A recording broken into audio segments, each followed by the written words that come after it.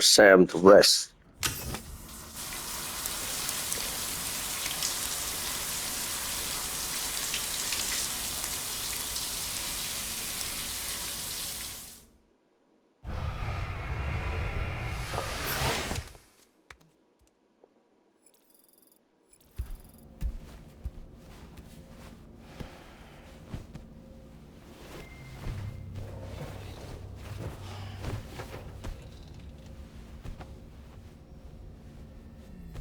He's gonna have another nightmare.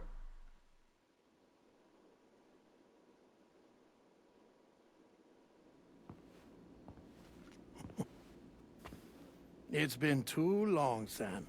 Deadman. You were a good friend to me. One I could never forget.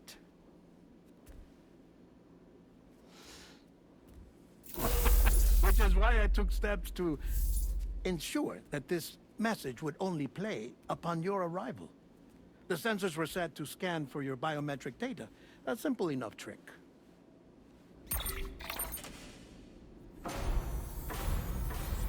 Now, this was originally a geophysics laboratory established for the study of earthquakes.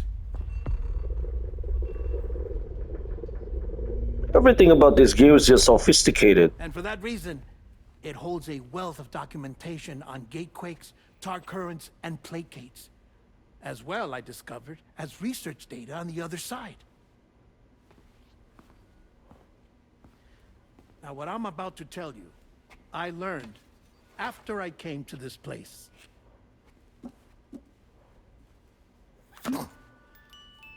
Imagine that this is the lab. Though it's relatively close to the northern tip of South America, the continent is entirely cut off from us by a tar belt. And so we have no idea what's going on down there. Nor do we know the state of any continent other than our own. The researchers here were trying to establish contact with the rest of the world. They were well equipped to do so, as the facility had once been used to launch research satellites.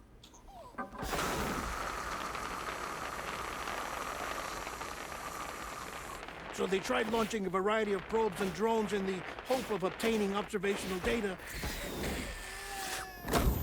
with no success. The Earth, you see, is shrouded in a thick layer of chiralium that renders electronics inoperable at altitude. So they tried sending ships across the ocean. Oh, yes. Oh, but that failed too. The high concentration of chiralium in open water proved too corrosive, invariably causing them to sink. But then the researchers found some rather rare birds on their doorsteps. Birds not native to the region. Nice birdie, nice birdie. And that, my friend, was just the beginning.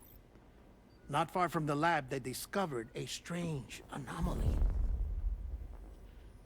Well, the surrounding area was heavily contaminated with chiralium. Yes. This is beautiful. The researchers would later dub the anomaly a placate. But further investigation revealed that it came into existence when you began to expand the chiral network across North America, and that the gate grew larger in tandem with the network itself. What started as a tiny fissure in space became so much more. The researchers duly installed cameras to study the gate and its surrounding area. Now, to their surprise, they caught footage of some unusual marsupials. Yes, a kind you wouldn't expect to normally encounter in Central America, like the birds. But to confirm their suspicions, they sent an autonomous robot through the gate. The soil samples it collected were consistent with the archived geological data from the southern hemisphere. This game is so weird. Not long after, several men and women came through the gate. They spoke English, and they confirmed that they had indeed come from faraway Australia. We finally knew the world outside North and Central America had survived. Ours was not the last bastion of humanity, but Australia had suffered the Death Stranding too. Undeterred, the researchers began working closely with Bridges and conducted a series of tests, paving the way for an expedition to Australia that would lay the groundwork for chiral network expansion. After they had first installed surveillance equipment, that is, so that the gate could be monitored from the Mexican side, a necessity to this day as Australia is not yet connected to the chiral network.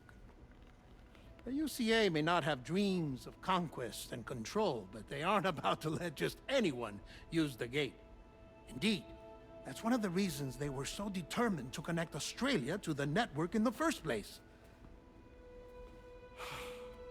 Well, I suppose that's all I have to say about the plate gate. There's something else that I need to tell you, though. Something far more important. Mind if I pause it here? I have to go take a shower. Gate quake detected. Sam, a gigantic BT just showed up outside. We're prepping weapons for you now. Access the terminal up top and take whatever you need. We're counting on you.